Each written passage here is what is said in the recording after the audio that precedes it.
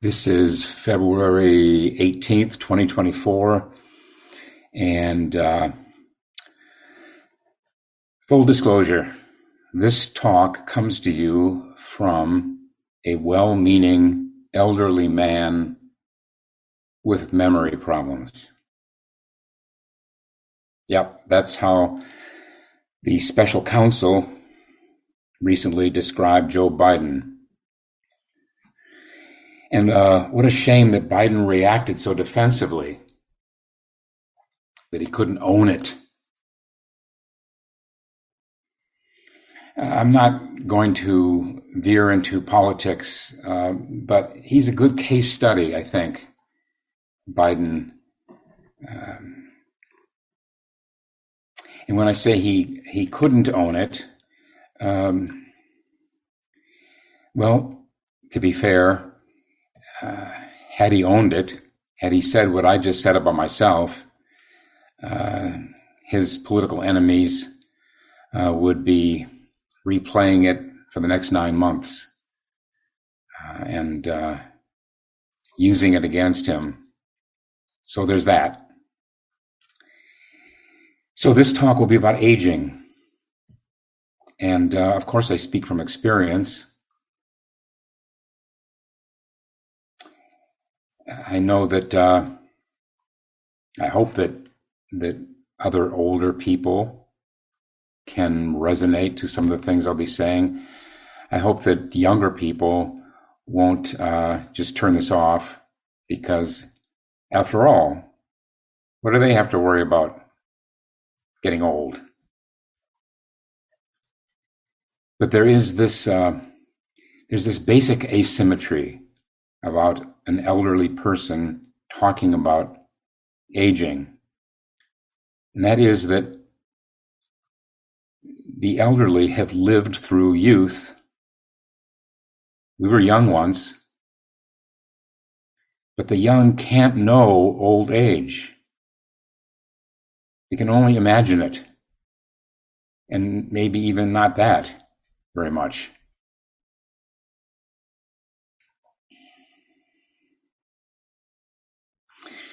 So let me start by talking about the losses that come from aging. And I'll run through some of these fast because my fellow elderly will not need to be told these things. But so we lose muscle strength, we lose flexibility, we lose stamina, physical stamina, maybe mental stamina. I haven't noticed that, but maybe. We lose eyesight. We lose hearing. We lose recovery time after injuries. Those of you who are older know I've heard this from so many people. And of course, in this talk, I'm not just talking from my own direct experience, but from hearing a lot of people talk about it. That it's surprising how much longer it takes to recover from an injury than it does when you're young. We lose friends and family members. It's a big one. We lose the respect of those who are younger. We're often not taken as seriously.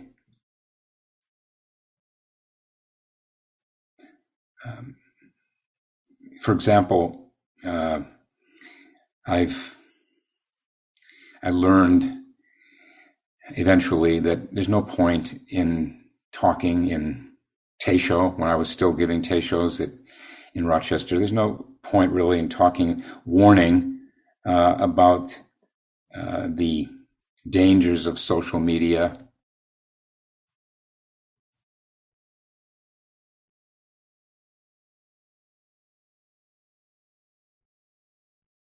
There's really little point in warning about the danger of getting attached to one's identity.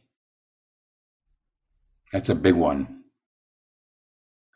It's a big one in Buddhist doctrine, not getting attached to identity.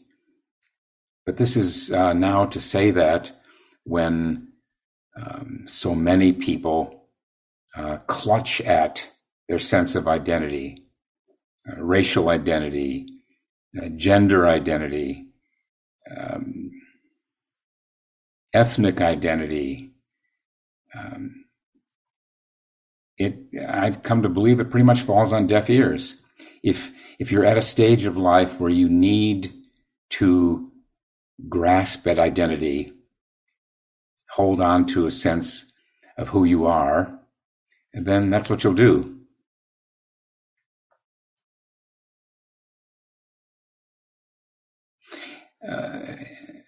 When a younger person hears an older person conveying some advice or messages,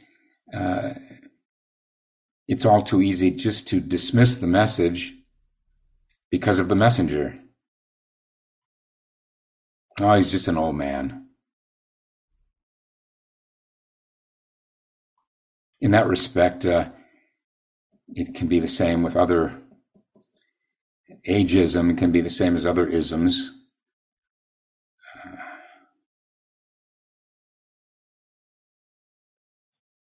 There's a kind of a filter that snaps into place. You notice this when you've become older. And I'm sure sensitive women can notice the same thing.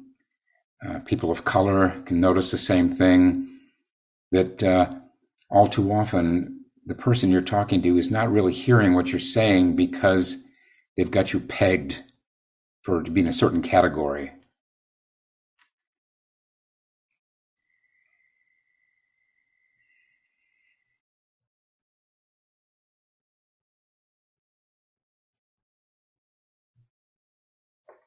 I remember I made the mistake once, a long ago, of recommending a movie to Roshi Kapleau to take his daughter to when she was in town from Toronto. She didn't come down very often, and he had asked, do you know any movies in town? And I really overdid it with my enthusiasm about a movie I had just seen called The Sting. Robert Redford, Paul Newman. I had loved it. So foolishly, with the certainty of youth, I said, you will love this, Roshi. You and Rama both. You've got to go. I was so excited that I said, I'll take you. I'll drive you to the cinema. So he took my word for it. I was so excited that I said, I'll pick you up afterward. I knew how long the movie would run, and I did pick them up, and they got in the car, and the temperature in the car dropped about 40 degrees. Icy silence. And I finally said, well, what'd you think? And I still remember his reaction. He said, cheap con man values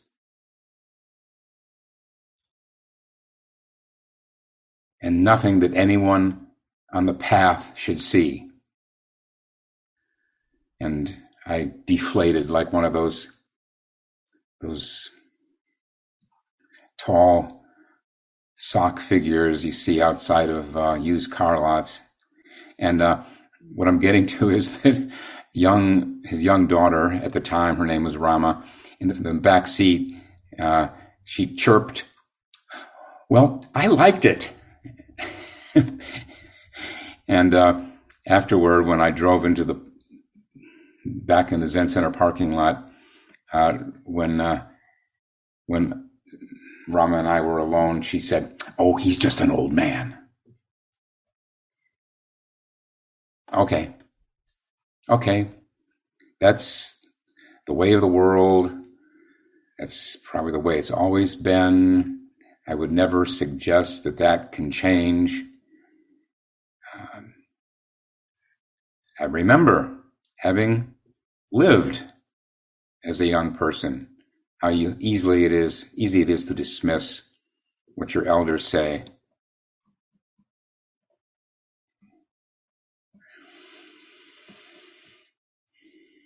And accepting that is part of the gift of aging. That's just the way it is. Those are the headwinds we elderly are up against in giving advice.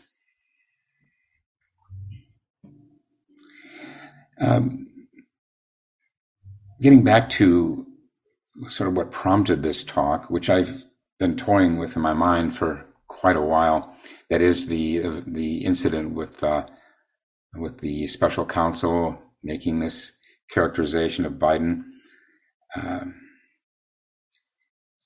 Again, yes, as we age, we lose a step or two or more.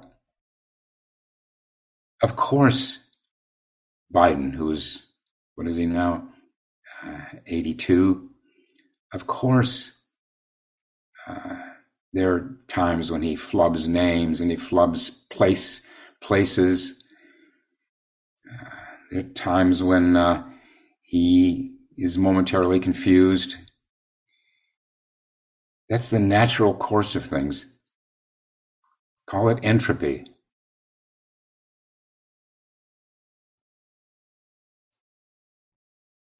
Call it impermanence. There's one for you.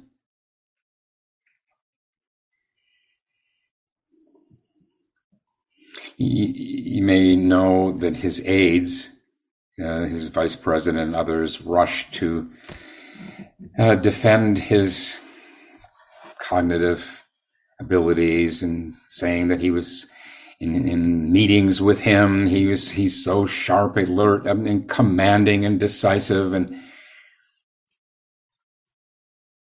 as Jon Stewart said last week, too bad those meetings weren't filmed.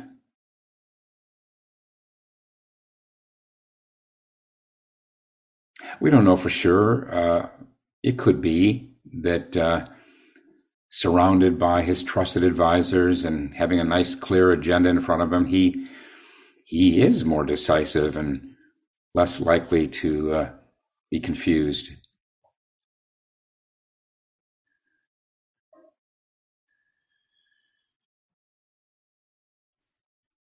You know, as I was putting my thoughts together for this talk, just by chance, I got something came across in my news feed from Men's Health magazine, in which, well, I'll let it speak for itself. It starts by acknowledging that, yes, as we age, our memory declines.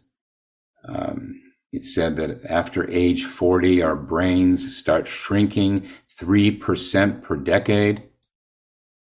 And after the age of 80, that shrinkage is 5% per decade. Our information processing speed slows down. It's harder to quickly retrieve information, as in names and nouns. One of my jobs when I was in those years when I was Roshi's assistant and secretary was when he was telling stories with a group of people, is to fill in the nouns. He would turn to me or to Polly, and he would hesitate, and we had heard his stories enough that we knew whom he was referring to, the noun he was grasping for. It's a natural part of aging.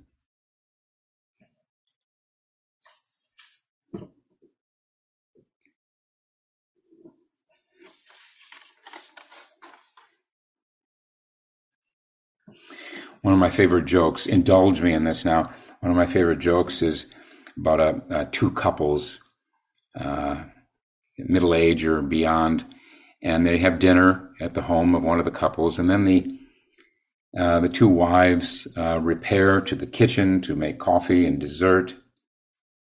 And yes, this is dating, this joke, but stay with me here. And the husbands are left there in the living room alone. And one of them starts raving about a restaurant that he and his wife had gone to. The food was just superb. The decor, the environment was everything you want in a restaurant. The service was impeccable. He went on and on. Finally, the other man said, "Okay, well, what's the name? It sounds good. What's the name of it?" And the man describing this restaurant, his face, he kind of frowned in concentration. He looked down. He looked up toward the kitchen. Then he looked down again, and he finally said, "What's the name of that red flower with the thorns?" And the other man said, "Rose." And then the first man turns and calls into the kitchen, "Hey, Rose, what's the name of that restaurant we went to?"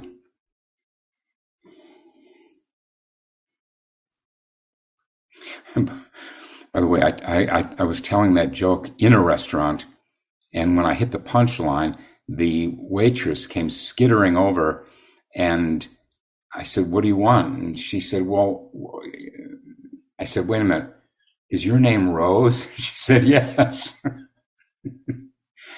Okay.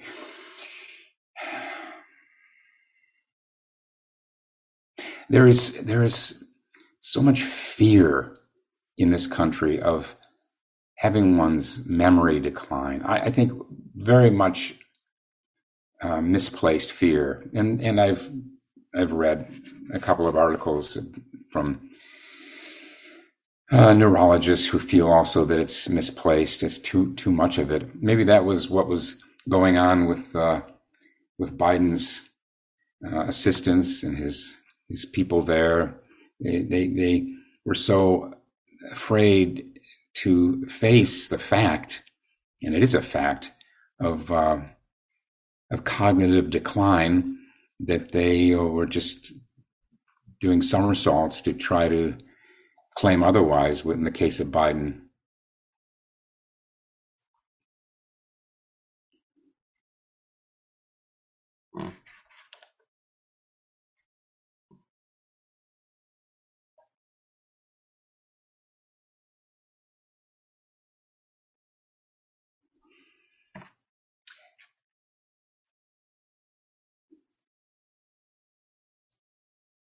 The wonderful thing is that you can compensate for losses of memory.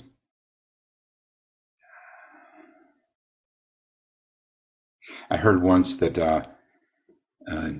Yasutani Roshi, at some age, would keep a pad of paper and a pen next to him while he was sitting alone at home. And when something bubbled up that he didn't want to forget, he would just pick up a pen and make a note, short note. And that's something I've been doing for years. Little things. Check tire pressure. Then you can drop it. It's gone. You don't have to worry about remembering it.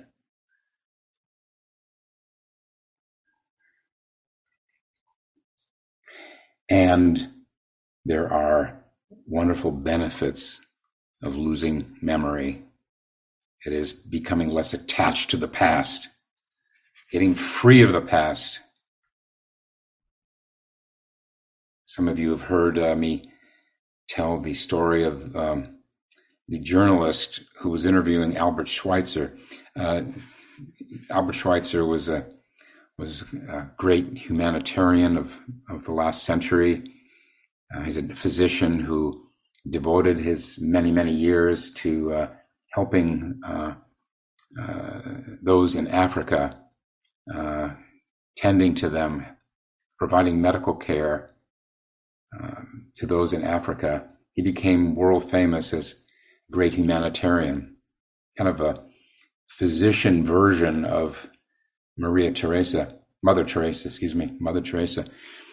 And when he had become world famous, a journalist found him there in Africa, and during an interview, he said, "Dr. Schweitzer, what is happiness?"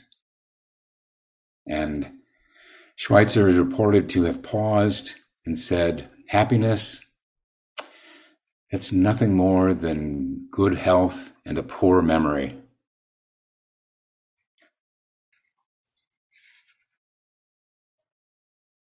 And I can vouch for that.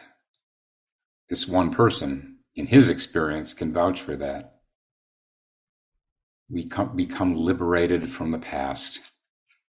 And what we have to remember to be functioning well, we can jot down, if not with pen and paper, then whatever device we have, make notes. To have to make these small compensations is a wonderful trade-off, really, for being free of the past.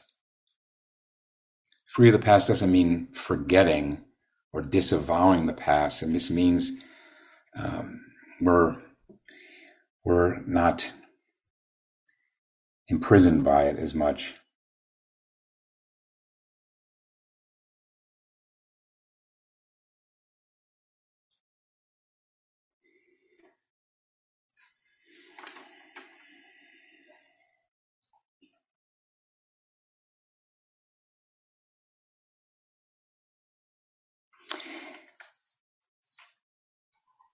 There are some cultural factors that I've grown aware of through a career of reading and study of Asian culture.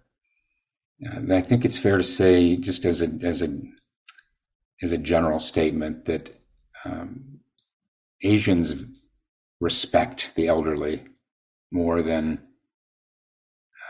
those in our own culture, to the point of veneration.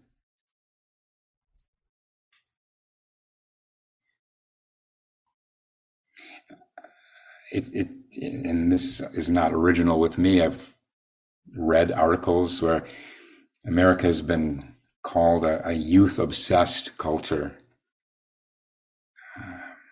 where youth is glamorized to the point that when you reach middle age, much less beyond, then you just don't count for as much. And even in Asia, there was a terrible period, the Cultural Revolution, when the young hotheads, men and women both, seized with their great idealism of Chairman Mao, went through and wrought havoc throughout China, humiliating and imprisoning the elderly. But by and large, I think you can tell from the koans and from a lot of Chinese Buddhist texts, Japanese Buddhist texts, Korean Buddhist texts, there is a natural respect for the elderly. Well, those of us elderly ones who live in the West, this is our karma, and it gives us a chance to adapt to that disrespect. Let me go back to this article from Men's Health. There was a Scott Kaiser, physician, director of geriatric cognitive health at the Pacific Neuroscience Institute, who said, "We know that brain volume decreases, but that might not be all that important in terms of how the brain performs overall." And then the author of the article says, "In some ways, an older brain is better equipped to manage the demands of a job that requires insight, emotional control, and good decision-making skills." The article went on to refer to what's called crystallized intelligence. It's what we gain from pulling from a stored base of knowledge. And this Dr. Kaiser said, you have better pattern recognition and can see complex issues more clearly.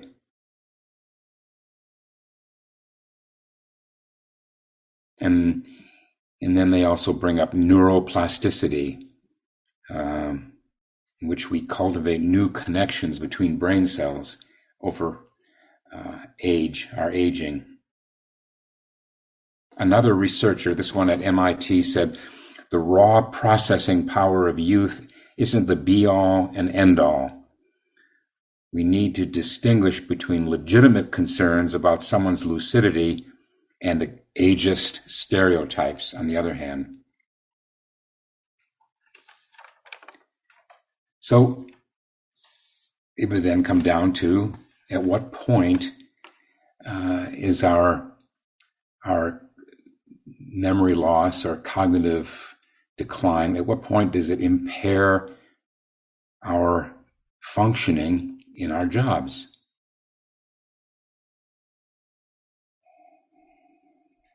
When George Washington resigned from the presidency after just 4 years in office, it wasn't because of mental or physical decline. He was said to have had faith in the judgment of electors as to who would succeed him. Historians have always held him in high esteem for having stepped aside rather than hold on to such power. When King George III was told that Washington was going to resign, he is said to have said, if he does that, he will be the greatest man in the world. But I wonder, would Washington have declined to run for a second term if his likely opponent had been a malevolent, unhinged, egomaniacal psychopath? Just saying.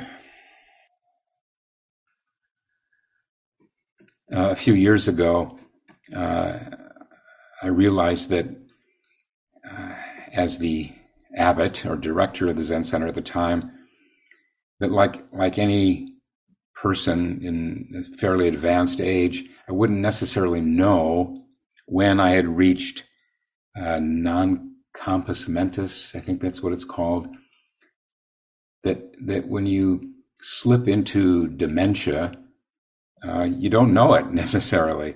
And so I petitioned the trustees to add an amendment to our bylaws in which the trustees, by I can't remember, 2/3 vote, could remove the abbot from his or her job. I feel very good about that. I mean, it doesn't matter now. I no longer have that job, but I think it's a good thing that none of us relies on our own self-awareness, because it's not it's not all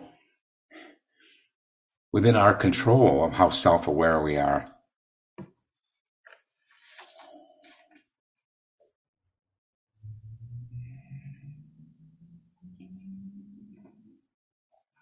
Now, I've talked a lot about what we lose as we age. And of course, that happens to different degrees, at different speeds for different people. There's quite a range. But here are some other things we, quote, lose. How about this one? We lose self-consciousness.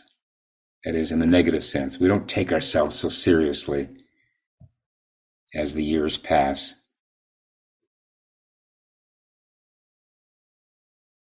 There was some wonderful words from Helen Hayes. Helen Hayes was arguably the greatest stage actress of, the mid 20th century, Roshi Kaplow's generation. I think of her as kind of the, from what I've heard, as the kind of Meryl Streep of the theater in that time. She said the hardest years in life are between the age of 7 and 70. 7 and 70.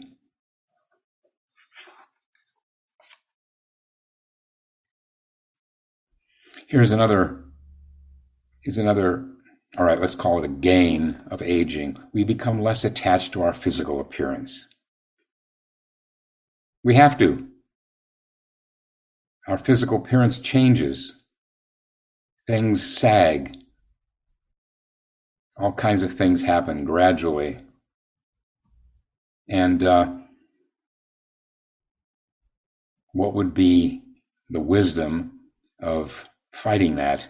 Well, people do. Yes, there's cosmetic surgery, and I don't judge that. I really don't. People feel they have to do that, but how nice to just accept these physical changes.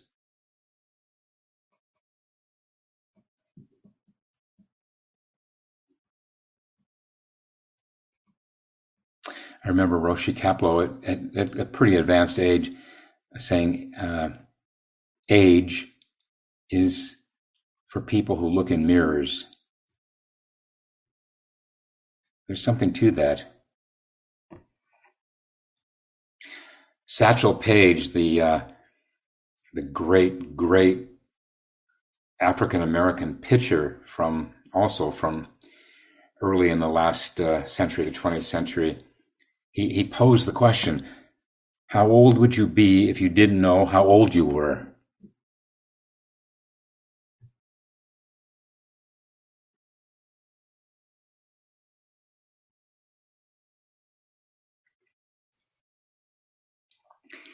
Here's some more nice things about getting older. You almost have to acquire more humility. You've suffered so many bumps in the road, so many blows, that it seems to be almost inevitable that you become more humble. I mean, just starting with the physical things, the physical changes I mentioned. Humility includes giving up the illusion of control. And with that comes the ability to yield, to go with the flow, to yield in arguments. I remember Roshi was quite he had a lot of legal training in his job as a court reporter. He was a smart guy who could handle himself in arguments or debates. And in my quite many years as his assistant, we got into some arguments about things, mostly not about the Dharma, but mostly about who said what or what happened. And I remember very vividly the time when I said, it was such and such, and he said, no, it wasn't, it was such and such. And we went back a couple times on that, and then he just let it go. And later, I learned that he was right. At the time, I thought, got him. I won. But he reached the point where it just wasn't worth arguing anymore. He could probably see that he wasn't getting anywhere with me, and there was no point to it.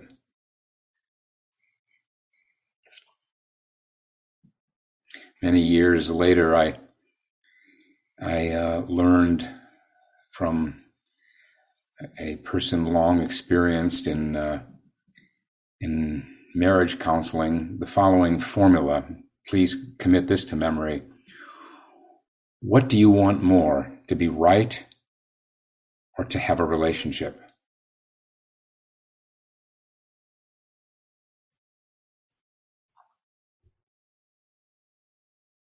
this yielding is, of course, mellowing. We all know this is just common.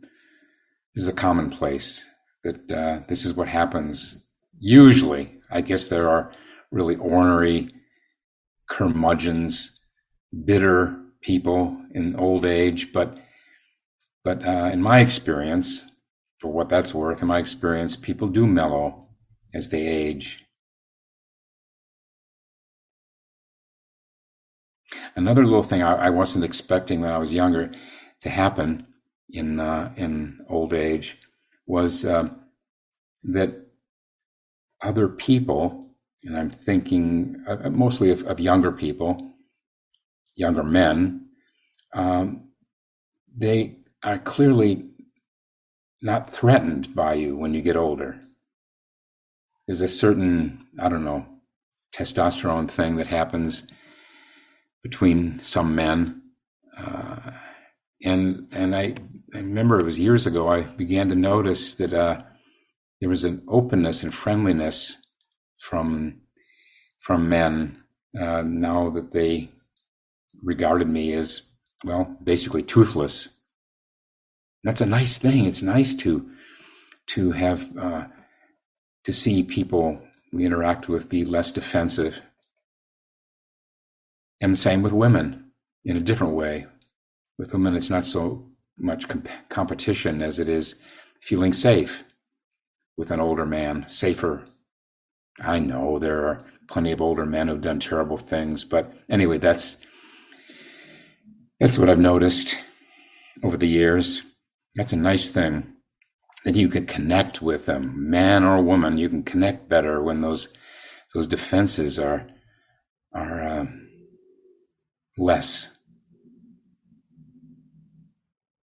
And I talked earlier about how from everything I've read and seen that Asians are more likely to respect their elders, but than Westerners. But I also find, and this has to be said, that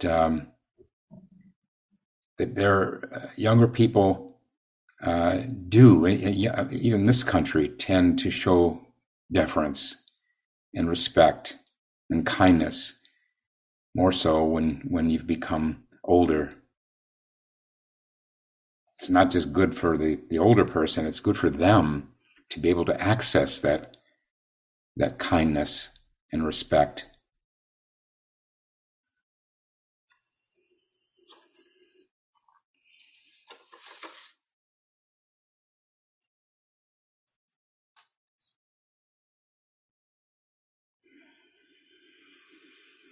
And then the big one, the big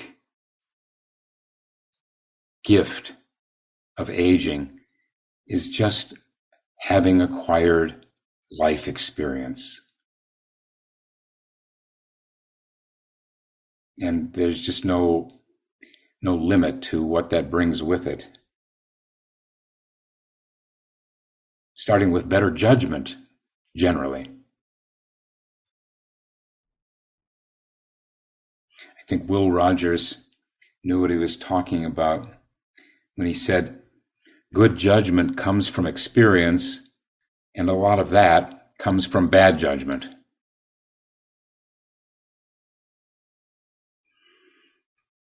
We learn from our mistakes. We all do.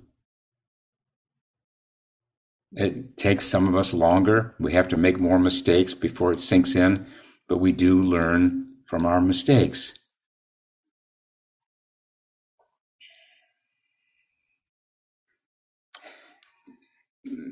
There's a phrase that I heard when I was still young, the wisdom of age,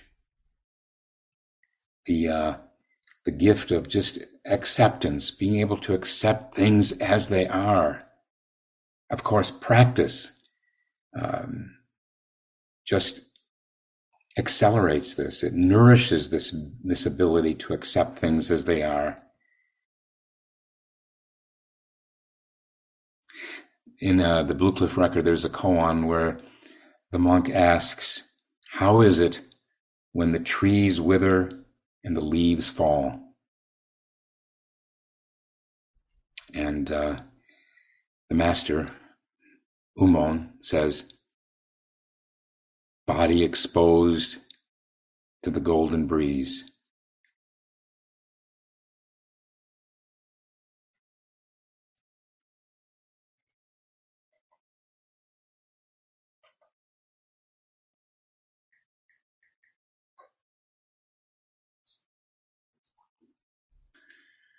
And then one other thing that occurs to me, and then I'll get off this soapbox, is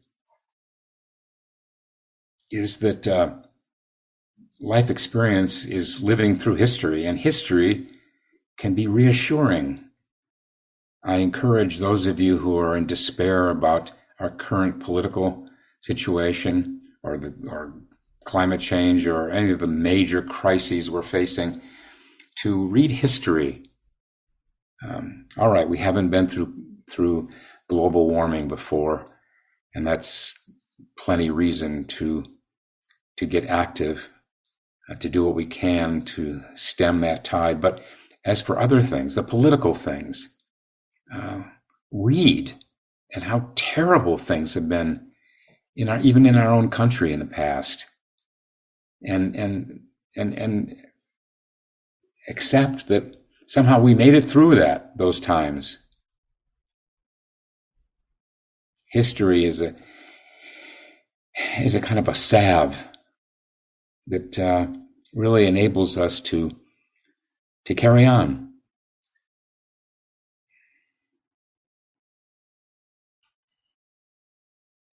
So I very much hope that no one thinks that what I'm saying is that old age is better than youth. There are wonderful, wonderful things about being young. So many things, and not just physically. What I'm doing more is trying to bring some balance to all this talk over this past week, and not just this past week. This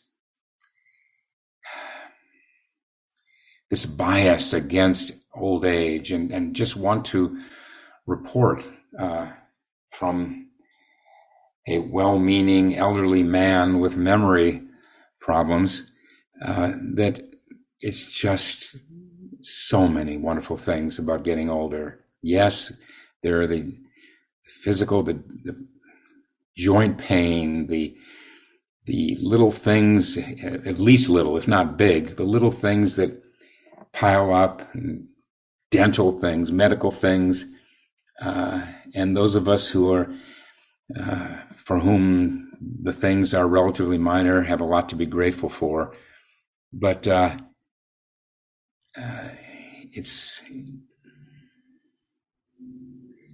just trying to give some balance to it. And I'm going to close with some words from the Middle East. I'm afraid I don't know who this guy was. His name was Aboud of Omdurman. I should have Googled it, sorry. Anyway, this Aboud of Omdurman was asked, which is better, to be young or to be old? He said, to be old is to have less time before you and more mistakes behind. I leave you to decide whether this is better than the reverse.